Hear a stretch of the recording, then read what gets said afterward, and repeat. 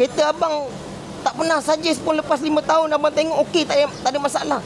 Tak apa bang, tu kereta abang. Sikit ingatkan sahaja supaya benda setiap komponen boleh bertahan lebih panjang. Kita nak pakai stand rack ni 2 tahun ke 3 tahun bang agak-agak. Kereta yang baru keluar kilang guys, korang tak boleh samakan bila korang dah pakai 5 tahun ataupun 100,000 kilometer. Komponen hakisan dalaman lebih banyak. Tak kira lah enjin ke, gearbox ke, pump power steering ke, memang akan banyak hakisan. Secara tak langsung dia akan cepat wear and tear dia. Memang normal macam tu guys. Okay. So untuk minyak brake pula guys, disuggestkan sama juga 2 tahun. Dengan syarat jangan sedut dalam tank sahaja, terus top up. Jangan sedut tank, jangan top up. Maknanya buang, bleeding.